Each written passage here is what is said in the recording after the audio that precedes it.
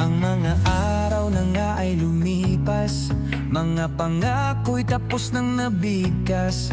Sana nakinig tayo at nagsaliksik tayo na, kasi ang susunod na iimik. Panahon na natin kumilos, panahon ng baguhin ang agos. Gamitin ang kapangyarihang meron tayo. Boses mo, boto mo, armas mo ito. Ikaw ang sundalo na magpapanalo sa taong kung sino ang dapat mamuno. Kapangyarihan mo ay wag nang itago. Lumabas ka at bumoto para sa Pilipino. Ikaw ang pagbabago na inaasahan dito. Alright, yan. Magandang araw mga kabatas natin at welcome sa isang mga live stream. Okay, tuloy natin to mga kabatas natin. Kasulukuyang nagdadrama po itong si Honorable Ralph Recto at dito niya lang pinapakita kung gaano siya ka-insensitive, hindi lang sa issue kundi sa mga taong bayan. Ganito rin ang nangyayari kasi mga kabatas natin, kung yung baong pamilya mo tumatakbo sa politika bilang isang political dynasty, wala ka nang pakialam. Okay? Ang gusto mo na lang, manatili sa pwesto, huwag pansinin yung mga tao, ang importante, madali yung trabaho mo. Kasi ang nangyayari dito, mga kabatas natin, parang sinasabi niya na mahirap yung trabaho niya. So, kayo na lang ang pahirapan niya kesa mahirapan siya sa trabaho niya. Let's go. Ng sobrang pondo ayon sa 2024 GAA. Tinignan po ng DOF ang lahat ng mga natutulog na pera ng lahat ng GOCCs. And with our extensive review, we found out that Philhealth has accumulated a very substantial excess, unused, and idle funds over the past few years. This is not beneficial for one reason.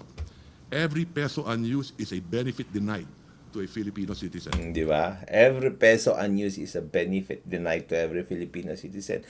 When in fact, napatunayan sa hearings na walang unused funds ang Philhealth because it is invested.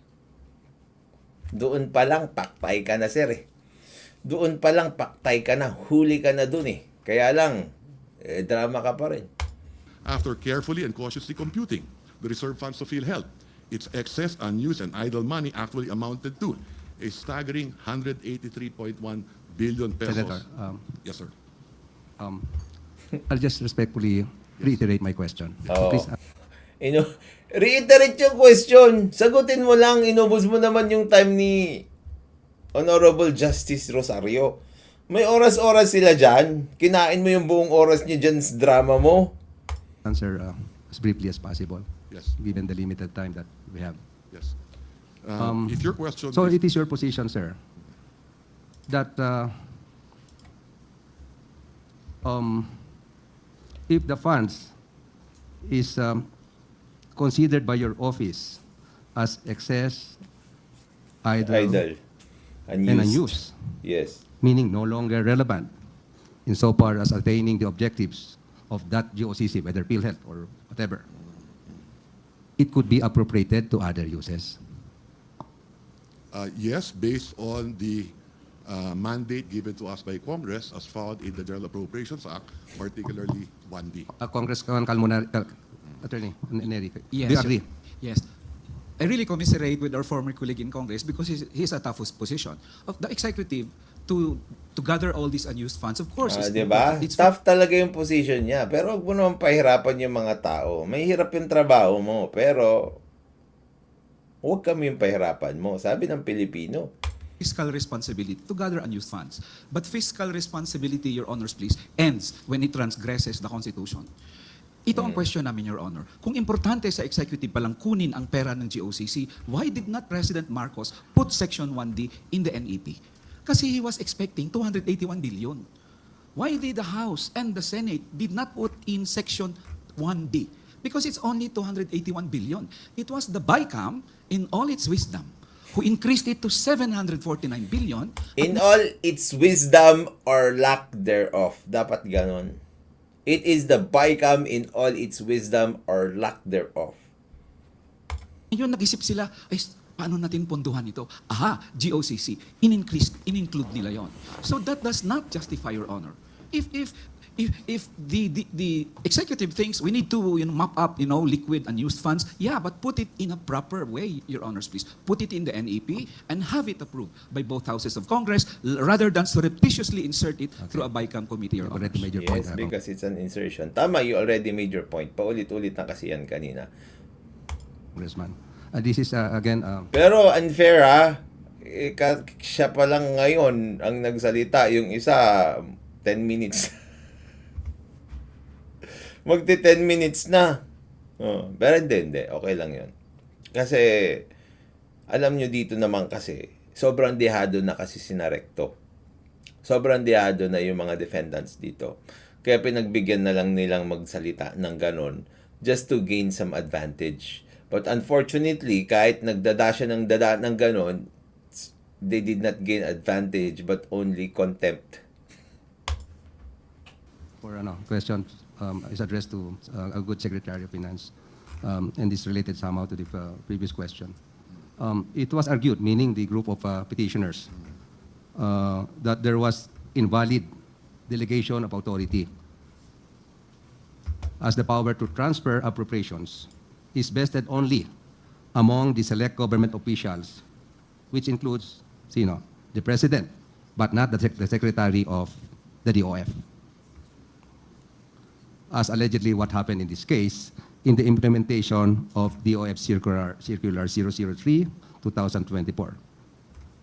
Now, Mr. Secretary, how will you reconcile this argument with the doctrine of qualified political agency, which postulates that the heads of the various executive departments, including the DOF Secretary, are the alter egos of the President, and thus Yan yung alter ego doctrine.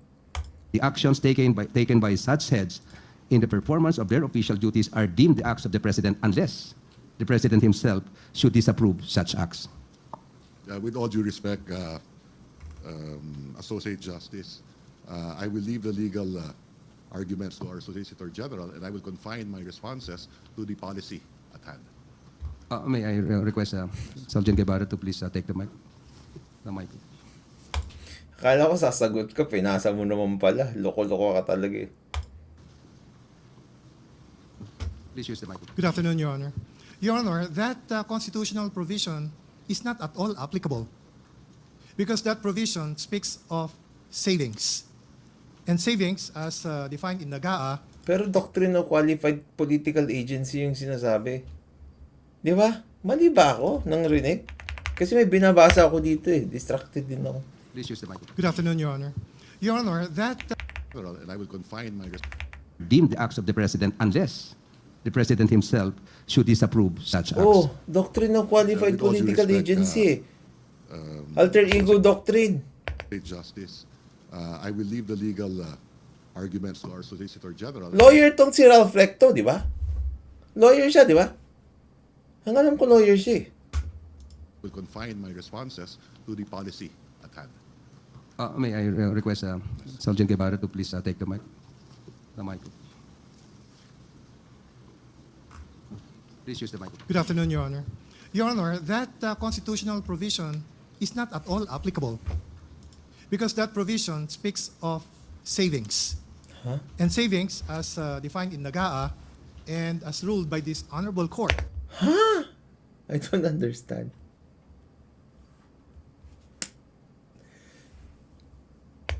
pertains to that portion or that balance of an appropriated amount that is no longer needed Hindi siya lawyer? Okay. Kaya pala. Oh. for certain reasons, like the project for which that fund has been allocated has already been completed, or that project Pero doctrine of qualified political agency or alter ego doctrine ang ano eh.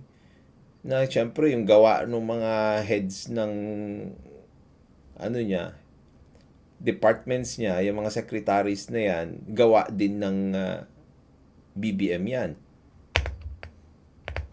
or program has been finally abandoned, or for the reason that due to some efficiency measures taken by that government agency, then certain amounts were saved. So it is that concept of savings, Your Honor, that is referred to under Section 29(3) of Article 6 of the Constitution, for which only the President, the Chief Justice of the Supreme Court, the heads of the Constitutional Commissions, the Senate President, and the Speaker of the House are authorized to transfer or to effect, to augment another item in their respective appropriations. So that is not the one that is the subject of Section 1D of the GAA 2024. Congressman, okay, no, you're already excused. I have one last question for Secretary Recto. Short lang po. Gusto niya kasing tanongin si Recto, ang haba-haba mo nagdrama, tapos Which other GOCC or GOCCs, meaning other than Philhealth, have remitted their fund balances to the National Treasury pursuant to item 1D of the 2024 GAA? And how much was each remittance? Were those remittances already spent? If so, for what purpose? My second last question. If the court were to direct the government to return to Philhealth and the other GOCCs their respective remittances, can the government comply with such directive? What impact will such ruling have on the financial si position Connie naman hindi lawyer pero liar. Huwag naman, masakit yan. of the government? Kindly elaborate. Yes, thank you very much, Associate Justice. Pagbutin mo There is another GOCC that did remit to the National Treasury, and this is the PDIC, roughly about 104 billion. We could submit to the court the list of projects that that remittance was funded, including the Salary Standardization Law 6 for government employees. Now, having said that, Mr. Bray, I think your last question was, will the government comply with a ruling of the Supreme Court? Yes, and what will happen to the government? Yes. After that? Naturally, if the government were to tell the executive to return the money, we will include that in the National Expenditure Program for 2026. But having said Di ba that, sa National Expenditure Program ng 2026 pa nila isasali? assuming if the ruling were for 2025, that will add a fiscal pressure to our deficit. And Dapat 2025. Ngayon na. Maraming taong namamatay at may kailangan ng health services. Importante yun. Karapatan ng tao yan.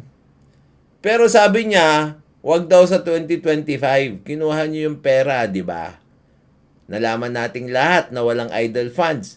Nalaman nating lahat na ang baba ng binibigay na subsidy o tulong ng Philhealth doon sa mga tao despite being in insurance. Di ba? Ngayon, 2026 na lang daw. Oh, majiji muna kayo. Majiji muna kayo. How dare you not make health as an urgent matter?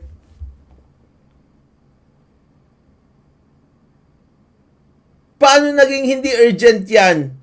Isipin nyo, as of this moment, kung tinaas yung benefits ng mga tao sa PhilHealth, ilan ang makikinabang? Ilan ang hindi mag-aalala na kapag may nagkasakit, wala na silang pera. Mababaon sila sa utang. Tapos ang iniisip mo, next year na lang.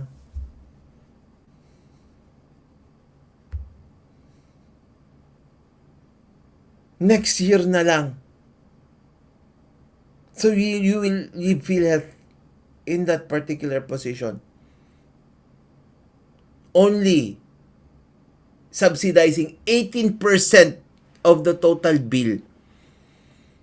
Like I told you, kapag hindi ako abogado, hindi ako makakaipon ng 100,000 pesos.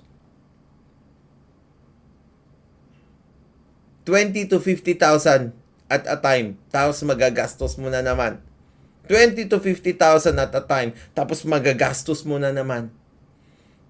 You don't have savings. Even if you are above minimum wage, wala. Oh. Sked natin, next year na rin tayo magkasakit. Tama, Harry Potter. Ganyan din yung sinabi ni Justice Lopez, di ba? So nagkasakit ako sa maling panahon, sabi niya. Yeah. Antayin mo na mamatay, bawi na lang next life. That would entail us not hitting our deficit targets this year. And if we miss that, then O, postpone nyo muna yung lagnat nyo, ha? we may not attain our coveted credit rating upgrade that we foresee in the next 18 months. Isipin mo yun ang problema niya, no? Credit rating upgrade. Thank you. Can I, Madam Clerk of Court, can I also call to the podium the members of the panel of expert, amicus curiae? I'm sorry. Ito, amicus curiae. Friend of the court ang tawag dyan. Hihingi lang sila ng opinion dyan. They are neither petitioners or defendants or judges. Secretary, former Secretary. Mali pala yung grammar ko. They are neither petitioners nor defendants nor judges. Amicus curiae, pupunta sila dyan para mag-impart ng kanilang knowledge or expertise to aid the court in deciding on the case. Carlito Tebes, please. For the benefit of the audience, especially the non-lawyers who have been closely monitoring the proceedings in these cases, amicus or amici curiae is a legal term which means friend of the court. Ayun, yung pinaliwanag As you may have observed, the members of the panel, they all look friendly and sociable. Yan yan, mga kabatas natin. Papaalam muna ako. I need to tuck in the people para tignan ko kung tama yung posisyon ni Kyle matulog. Baka makompromiso yung kanyang may titanium na arm. Okay? Maraming salamat sa inyo mga kabatas natin. At syempre, tulad ng lagi kong sinasabi, matulog po tayo na mahimbing dahil alam natin na yung natutulog na mahimbing, siya yung laging panalo. Paalam po, pansamantala. Antok na din kami. Nakakaantok naman kasi itong si Ralph Recto.